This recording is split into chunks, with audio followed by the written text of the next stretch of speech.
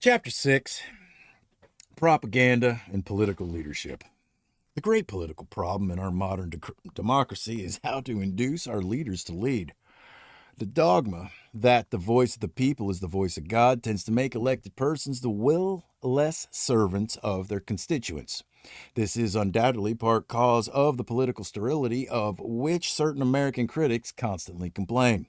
No serious sociologist any longer believes that the voice of the people expresses any divine or specially wise and lofty idea. The voice of the people expresses the mind of the people, and that mind is made up for it by the group's leaders, in whom it believes, and by those persons who understand the manipulation of public opinion.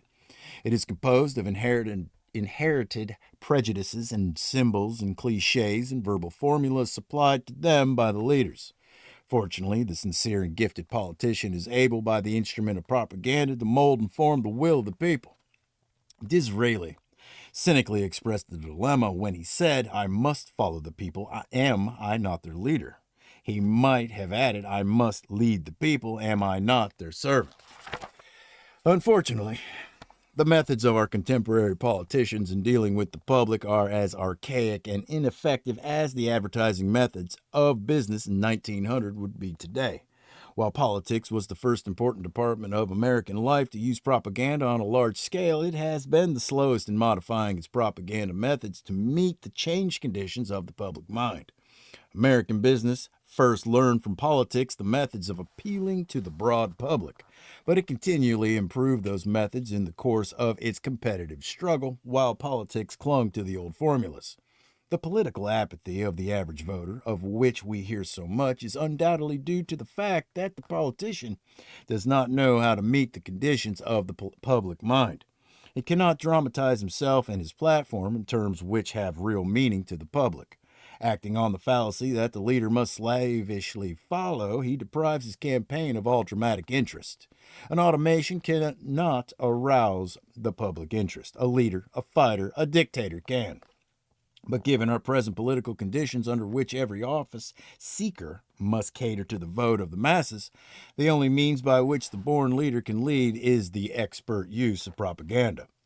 Whether in the whether in the problem of getting elected to office, or in the problem of interpreting and popularizing new issues, or in the problem of making the day-to-day administration of public affairs a vital part of the community life, the use of propaganda, carefully adjusted to the mentality of the masses, is an essential adjunct of political life. The successful businessman today apes the politician. He has adopted the glitter and the ballyhoo of the campaign. He has set up all the sideshows. He has annual dinners that are a compendium of speeches, flags, bombast, stateliness, pseudo-democracy, slightly tinged with patronalism. On occasion, he doles out honors of employees, to employees, sorry, much as the Republic of classic times rewarded its worthy citizens. But these are merely the sideshows, the drums of big business by which it builds up an image of public service and honorary service. This is but one of the methods by which business stimulates loyal enthusiasms on the part of directors, the workers, the stockholders, and the consumer public. It is one of the methods by which big business performs its function of making and selling products to the public. The real work and campaign of business consists of intensive study of the public, the manufacture of products based on this study, and exhaustive use of every means of reaching the public. Political campaigns today are all sideshows, all honors, all bombast, glitter, and speeches. These are, for the most part, unrelated to the main business of studying the public scientifically, of supplying the public with party, candidate, platform, and performance, and selling the public these ideas and products. Politics was the first big business in America. Therefore, this is a good deal of irony in the fact that business has learned everything that politics has to teach, but that politics has failed to learn very much from business methods of mass distribution of ideas and products. Emily Newell Blair has recounted in The Independent a typical instance of the waste of effort and money in a political campaign. A week speaking tour in which she herself took part, she estimates that Oh, no. She estimates that on a 5-day trip covering nearly 1,000 miles, she and the United States senator with whom she was making political speeches addressed no more than 1,105 persons whose votes might conceivably have been changed as a result of their efforts. The cost of this appeal to these voters, she estimates, calculating the value of the time spent on a very moderate basis as $15.27 for each vote, which might have been changed as a result of the campaign. This, she says, was a drive for votes, just as an Ivory soap advertising campaign is a drive for sales. But she asks, what would a company executive say to a sales manager who sent a high-priced speaker to describe his product to less than 1,200 people at a cost of $15.27 for each possible buyer? She finds it amazing that the very men who make their millions out of cleverly devised drives for soap and bonds and cars will turn around and give large contributions to be expanded for vote getting in an utterly inefficient and antiquated fashion. It is indeed incomprehensible that politicians do not make use of the elaborate business methods that the industry has built up. Because a politician knows political strategy, can develop campaign issues, can devise strong planks for platforms, and envisage broad policies, it does not follow that he can be given the responsibility of selling ideas to a public as large as that of the United States. The politician understands the public. He knows what the public wants and what the public will accept. But the politician is not necessarily a general sales manager, a public relations counsel, or a man who knows how to secure mass distribution of ideas. Obviously, an occasional political leader may be capable of combining every feature of leadership, just as in business there are certain brilliant industrial leaders who are financiers, factory directors, engineers, sales managers, and public relations counsel all rolled into one. Big business is conducted on the principle that it must prepare its policies carefully, and that in selling an idea to the large buying public of America, it must proceed according to broad plans. The political strategist must do likewise. The entire campaign should be worked out according to broad, basic plans. Platforms, planks, pledges, budgets, activities, personalities must be carefully studied, apportioned, and used as they are when big business desires to get what it wants from the public. The first step in a political campaign is to determine the objectives and to express them exceedingly well in the current form, that is, as a platform. In devising the platform, the leader should be sure that it is an honest platform. Campaign pledges and promises should not be lightly considered by the public, and they ought to carry something of the guaranteed principle and money-back policy that an honorable business institution carries with the sale of its goods. The public has lost faith in campaign promotion work. It does not say that politicians are dishonorable, but it does say that campaign pledges are written on the sand. Here then is one fact of public opinion of which the party that wishes to be successful might well take cognizance. To aid in the preparation of the platform, there should be made as nearly scientific an analysis as possible of the public and of the needs of the public. A survey of public desires and demands would come to the aid of the political strategist whose business it is to make a proposed plan of the activities of the parties and its elected officials during the coming term of office. A big business that wants to sell a product to the public surveys and analyzes its market before it takes a single step either to make or to sell the product. If one section of the community is absolutely sold to the idea of this product, no money is wasted in reselling to it. If, on the other hand, another section of the public is irrevocably committed to another product, no money is wasted on a lost cause.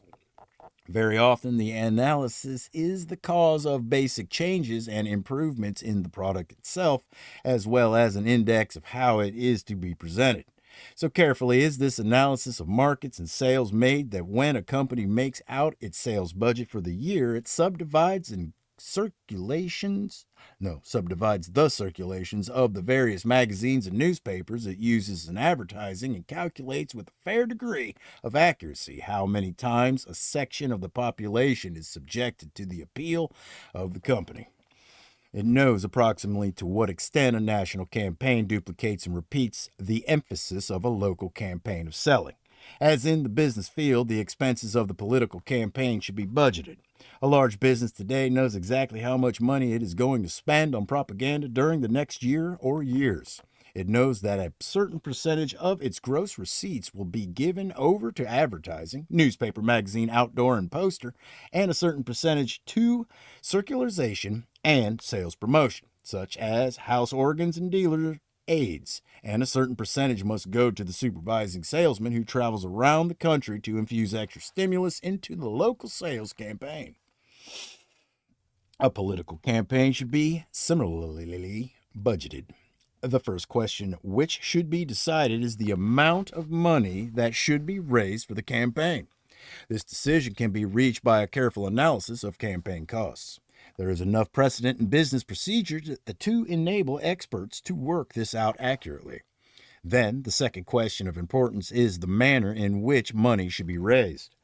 It is obvious that politics would gain much in prestige if the money-raising campaign were conducted candidly and publicly, like the campaigns for the war funds. Charity drives might be made excellent models for political fund drives. The elimination of the little black bag element in politics would raise the entire prestige of politics in America, and the public interest would be infinitely greater if the actual participation occurred earlier and more constructively in the campaign. Again, as in the business field, there should be a clear decision as to how the money is to be spent. This should be done according to the most careful and exact budgeting, wherein every step in the campaign is given a proportionate importance and the funds allotted accordingly. Advertising in newspapers and periodicals, posters and street banners, the exploitation of personalities in motion pictures, in speeches and lectures and meetings, spectacular events in all forms of propaganda should be considered proportionally according to the budget and should always be coordinated with the whole plan. Certain expenditures may be warranted if they represent a small portion of the budget and may be totally unwarranted if they make up a large proportion of the budget. In the same way, the emotions by which the public is appealed to may be made part of the broad plan of the campaign. Unrelated emotions become maudlin and sentimental too easily are often costly and too often waste effort because the idea is not part of the conscious and coherent whole. Big business has realized that it must use as many of the basic emotions as possible. The politician, however, has used the emotions aroused by words exclusively. To appeal to the emotions of the public in a political campaign is sound. In fact, it is an indispensable part of the campaign.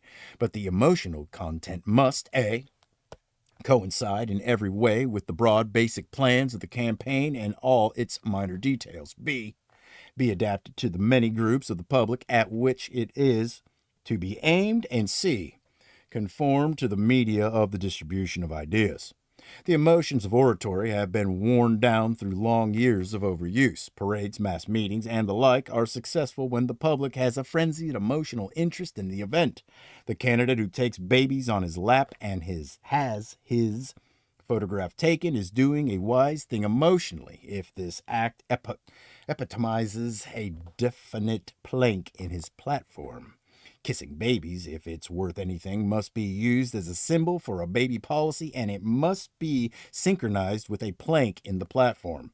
But the haphazard staging of emotional events without regard to their value as part of the whole campaign is a waste of effort, just as it would be a waste of effort for the manufacturer of hockey skates to advertise a picture of a church surrounded by spring foliage.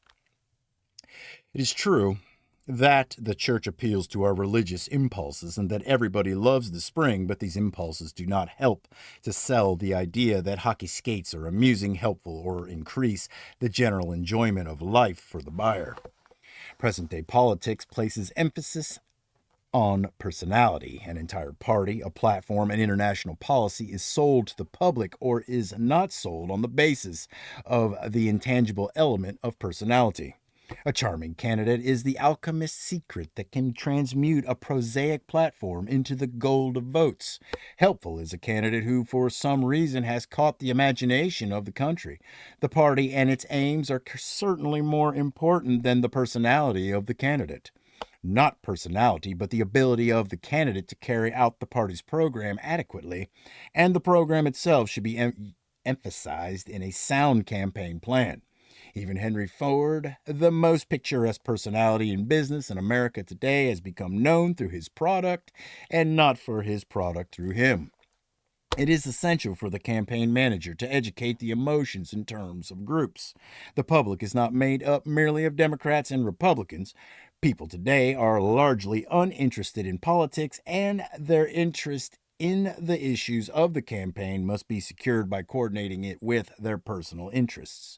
The public is made up of interlocking groups: economic, social, religious, educational, cultural, racial, collegiate, local, sports, and hundreds of others. When President Coolidge invited actors for breakfast, he did so because he realized not only that actors were a group, but that the audiences, the large group of people who like amusements, who like people who amuse them, and who like people who can be amused, ought to be aligned with him. The Shepherd Tower maternity bill was passed because the people who fought to secure its passage realized that mothers made up a group, that educators made up a group, that physicians made up a group, that all these groups in turn influence other groups, and that taken altogether, these groups were sufficiently strong and numerous to impress Congress with the fact that the people at large wanted this bill to be made part of the national law. The political campaign, having defined its broad objects and its basic plans, having defined the group appeal which it must use, must carefully allocate to each of the media at hand the work which it can do with maximum efficiency. The media through which a political campaign may be brought home to the public are numerous and fairly well defined. Events and activities must be created in order to put ideas into circulation in these channels, which are as varied as the means of human communication. Each object which presents pictures or words that the public can see, everything that presents intelligible sounds, can be utilized in one way or another. At present, the political campaigner uses for the greatest part the radio, the press, the banquet hall, the mass meeting, the lecture platform, and the stump generally as a means for furthering his ideas. But this is only a small part of what may be done. Actually, there are infinitely more varied events that can be created to dramatize the campaign and to make people talk of it. Exhibitions, contests, institutes of politics, the corporation of education institutions, the dramatic cooperation of groups which hitherto have not been drawn into active politics, and many others may be the vehicle for the presentation of ideas to the public.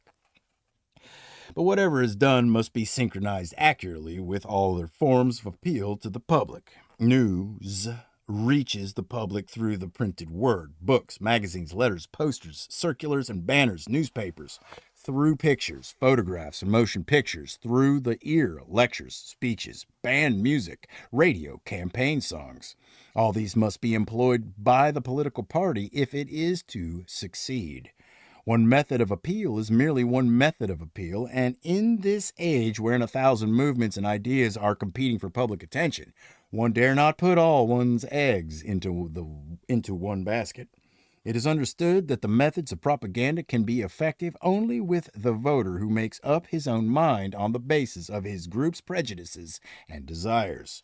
Where specific allegiances and loyalties exist, as in the case of boss leadership, these loyalties will operate to modify the free will of the voter. In this close relation between the boss and his constituents lies, of course, the strength of his position in politics. It is not necessary for the politician to be the slave of the public's group prejudices if he can learn how to mold the mind of the voters in conformity with his own ideas of public welfare and public service. The important thing for the statesman of our age is not so much to know how to please the public, but to know how to sway the public. In theory, this education might be done by means of learned pamphlets explaining the intricacies of public questions. In actual fact, it can be done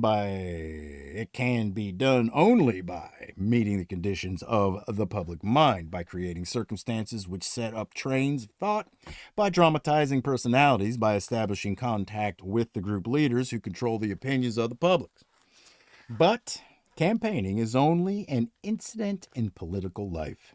The process of government is continuous, and the expert use of propaganda is more useful and fundamental, although less striking, as an aid to democratic administration than as an aid to vote getting. Hold on.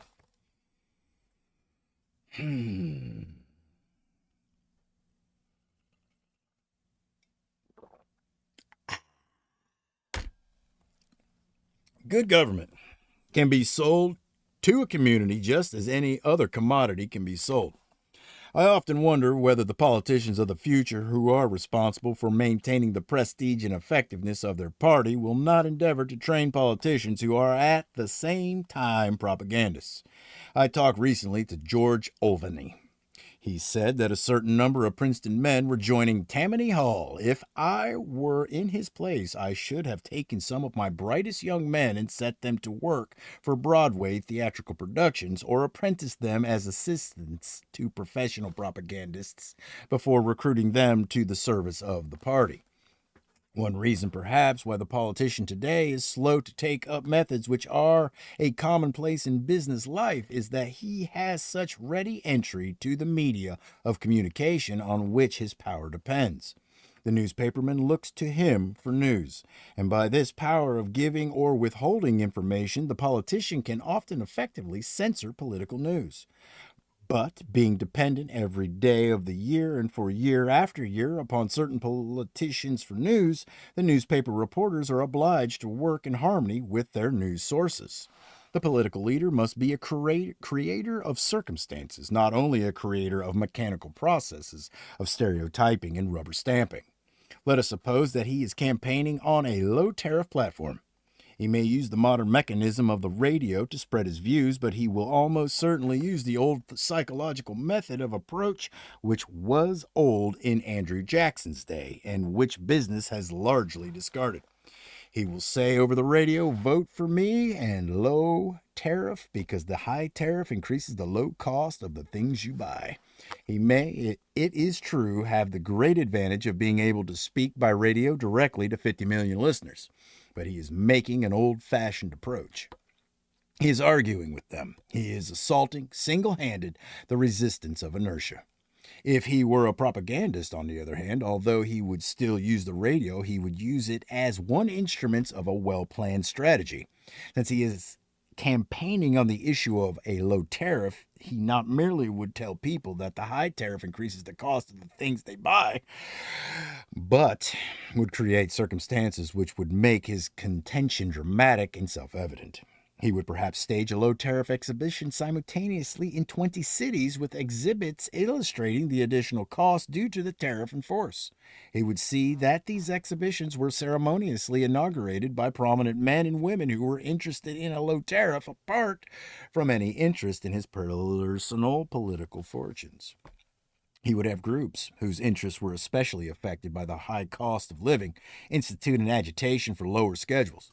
He would dramatize the issue, perhaps by having prominent men boycott woolen clothes and go to important functions in cotton suits until the wool schedule was reduced. He might get the opinion of social workers as to whether the high cost of wool endangers the health of the poor in winter.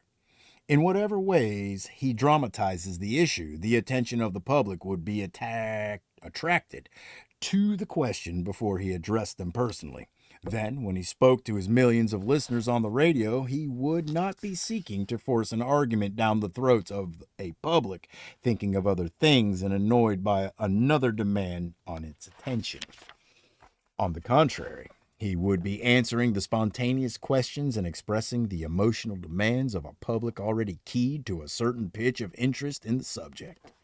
The importance of taking the entire world public into consideration before planning an important event is shown by the wise action of Tom Masaryk, the provisional president, now president of the Republic of Czechoslovakia.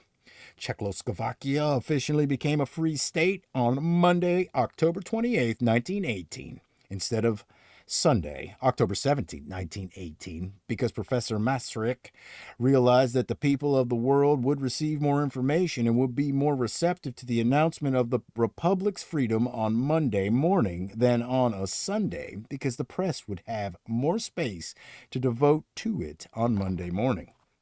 Discussing the matter with me before he made the announcement, Professor Masaryk said I would be making history for the cables if I changed the date of Czechoslovakia's birth as a free nation. Cables make history, and so the date was changed. This incident illustrates the importance of technique in the new propaganda. It will be objected, of course, that propaganda will tend to defeat itself as its mechanism becomes obvious to the public. My opinion is that it will not. The only propaganda which will ever tend to weaken itself as the world becomes more sophisticated and intelligent is propaganda that is untrue or unsocial. Again, the objection is raised that propaganda is utilized to manufacture our leading political personalities. It is asked whether, in fact, the leader makes propaganda or whether propaganda makes the leader. There is a widespread impression that a good press agent can puff up a nobody into a great man. The answer is the same as that made to the old query as to whether the newspaper makes public opinion or whether public opinion makes the newspaper. There has to be fertile ground for the leader and the idea to fall on. But the leader also has to have some vital seed to sow. To use another figure, a mutual need has to exist before either can become positively effective. Propaganda is of no use to the politician unless he has something to say which the public consciously or unconsciously wants to hear. But even supposing that a certain propaganda is untrue or dishonest, we cannot, on that account, reject the methods of propaganda as such. For propaganda in some form will always be used where leaders need to appeal to their constituencies. The criticism is often made that propaganda tends to make the President of the United States so important that he becomes not the President, but the embodiment of the idea of hero worship, not to say deity worship. I quite agree that this is so, but how are you going to stop a condition which accurately reflects the desires of a certain part of the public? The American people rightly senses the enormous importance of the executive's office. If the public tends to make of the president a heroic symbol of that power, that is not the fault of propaganda, but lies in the very nature of the office and its relation to the people. This condition, despite its somewhat irrational puffing up of a man to fit the office, is perhaps still more sound than a condition in which the man utilizes no propaganda, or a propaganda not adapted to its proper end. Note the example of the Prince of Wales. This young man reaped bales of clippings and little additional glory from his American visit, merely because he was poorly advised. To the American public, he has become a well-dressed, charming, sport-loving, dancing, perhaps frivolous youth. Nothing was done to add dignity and prestige to this impression until, towards the end of his stay, he made a trip in the subway of New York. The sole venture into democracy and the serious business of living as evidenced in the daily habits of workers aroused new interest in the prince. He had been properly advised he would have augmented this somewhat by such serious studies of American life as were made by another prince, Gustav of Sweden. As a result of the lack of well-directed propaganda, the Prince of Wales became, in the eyes of the American people, not the thing which he constitutionally is, a symbol of the unity of the British Empire, but part and parcel of the sporting Long Island and dancing beauties of the ballroom. Great Britain lost an invaluable opportunity to increase the goodwill and understanding between the two countries when it failed to understand the importance of correct public relations counsel for His Royal Highness. The public actions of America's chief executive are, if one chooses to put it that way, stage managed. But they are chosen to represent and dramatize the man in his function as a representative of the people. A political practice which has its roots in the tendency of the popular leader to follow oftener than he leads is the technique of the trial balloon, which he uses in order to maintain, as he believes, his contact with the public. The politician, of course, has his ear to the ground. It might be called the clinical ear. It touches the ground and hears the disturbances of the political universe. But he often does not know what the disturbances mean, whether they are superficial or fundamental. So he sends up his balloon. He may send out an anonymous interview through the press. He then waits for the reverberations to come from the public, a public which expresses itself in mass meetings or resolutions or telegrams or even such obvious manifestations as editorials in the partisan or nonpartisan press. On the basis of these repercussions, he then publicly adopts his original tentative policy, or rejects it, or modifies it to conform to the sum of public opinion which has reached him. This method is modeled on the peace feelers which were used during the war to sound out the disposition of the enemy to make peace or to test any one of a dozen other popular tendencies. It is the method commonly used by a politician before committing himself to legislation of any kind, and by a government before committing itself on foreign or domestic policies. It is a method which has little justification. If a politician is a real leader, he will be able, by the skillful use of propaganda, to lead the people instead of following the people by means of the clumsy instrument of trial and error. The propagandist's approach is the exact opposite of that of the politician just described. The whole basis of successful propaganda is to have an objective and then to endeavor to arrive at it through an exact knowledge of the public and modifying circumstances to manipulate and sway that public. The function of a statesman, says George Bernard Shaw, is to express the will of the people in the way of a scientist. The political leader of today should be a leader as finely versed in the techniques of propaganda as in political economy and civics. If he remains merely the reflection of the average intelligence of his community, he might as well go out of politics. If one is dealing with a democracy in which the herd and the group follow those whom they recognize as leaders, why should not the young men training for leadership be trained in its technique as well as in its idealism? When the interval between the intellectual classes and the practical classes is too great, says the historian Buckle, the former will possess no influence and the latter will reap no benefits. Propaganda bridges this interval in our modern complex civilization. Only through the wise use of propaganda will our government, consider as the continuous administrative organ of the people, be able to maintain that intimate relationship with the public which is necessary in a democracy. As David Lawrence pointed out in a recent speech, there is need for an intelligent interpretive bureau for our government in Washington. There is, it is true, a division of current information in the Department of State, which at first was headed by a trained newspaperman. But later this position began to be filled by men from the diplomatic service, men who had very little knowledge of the public.